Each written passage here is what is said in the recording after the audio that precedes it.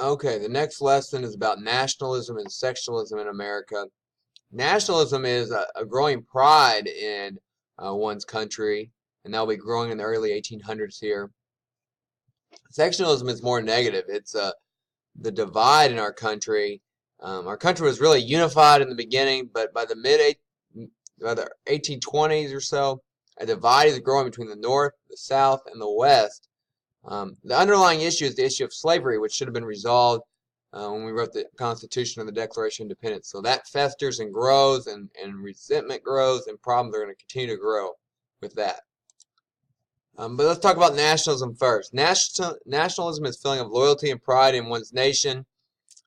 Nationalism shows itself when we say the Pledge of Allegiance to the flag, when we sing the Star Spangled Banner, when we wear patriotic clothing, in our holidays, Memorial Day, Labor Day, Veterans Day, of course July 4th, Martin Luther King Day, President's Day. All these are national holidays and show pride in the country. When we study our history, we take pride in our history, when we take pride in our country, when you want American athletes to win in the Olympics, when you want America to be the best that it can be, that's nationalism. And that really starts to take hold in the early 1800s in America. One of the early leaders of this time was Henry Clay. Never was president, but he had a lot of influence and a lot of power. He was from Lexington, Kentucky. He was known for his compromises and his plans, and his most famous plan was the American system. And basically, he wanted America to be economically self-sufficient with his American system plan, which means he didn't want us to have to rely on getting goods from mainly Britain or Europe or anywhere else. He wants us to produce our own goods, rely on ourselves, and not have to deal with other countries. To make this happen, he proposed higher tariffs on imported goods, which would raise the price on them. And then he wanted to take that money and spend it on internal improvements like roads and canals, which would improve the transportation and trade within America. One of these ideas that kind of came into fruition was the Cumberland Road, which would connect Cumberland, Maryland with Wheeling, West Virginia. The road took 3 years to complete, the first part of it at least, and by hand they will clear a 66-foot wide path of trees, dig a road bed, put down gravel, and build all the bridges and overpasses, everything that's necessary to make the road. It was all done by hand. It was a huge effort.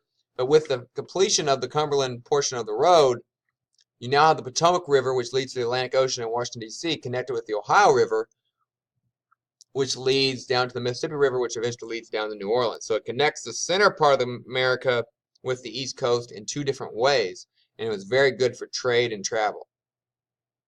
Eventually, over time, the road will be extended, and by 1850, it reaches Vandalia, Illinois. And all along the road, many towns sprung up, particularly, of course, I'm located here in Indiana. In Indiana, this was huge for Indiana as Richmond, Indianapolis, and Terre Haute grew up, and as other roads and canals were built north-south, we see that Indianapolis will grow into a very important crossroads type city, which is where Indiana gets the nickname Crossroads of America. Another big project or investment our country made was the Erie Canal, where they dug a canal from Albany, New York, across the state of New York to Buffalo, New York, which will connect New York City and the Atlantic Ocean by water with Lake Erie, which connects to Lake Huron, Lake Michigan, and Lake Superior. So this allowed for big industrial cities that were growing in the upper Great Lakes, Chicago, Detroit, Cleveland, Toledo, Ohio, eventually Milwaukee and Green Bay as well, to have shipping lanes where goods made in those cities and products that were brought to those cities can now be brought all the way to New York City and then eventually to the rest of the world as well. Again, this was huge for trade. It was a huge effort to build the canal. You can see it wasn't very wide at the beginning, but they'll widen it later. But they will dig this canal by hand and using nitroglycerin to blast away rock. Thousands of immigrants worked on it, mainly Irish immigrants who could make far more money on this project than they could back in Ireland. And many died from rock slides, accidents with explosives. But again, this tough investment and huge effort, which took several years to complete, will be worth it for our country as it increases our trade. What can we learn from this? Well, in the Erie Canal, in the Cumberland Road, the National Road, the United States was investing in itself. And it was a huge effort to make these early roads and canals, but it was worth it because it sprung our country forward. It made a big leap forward in our economy and our trade. On a personal level, you and I, one of the most important things we can do is to continue to invest in ourselves by learning new things, by refining our skills, by investing in relationships that will be beneficial for us and for the people we know as well. So a lot of people think that learning stops once you're out of school, but really, if you're going to be excellent, it's just beginning. That's where the mastery comes. You need to learn. Try to invest in yourself, learn something new each and every day, build on your skills each and every day, build on your relationships each and every day. And if you do that, you will live a life of excellence and hopefully achieve much happiness and much success and prosperity.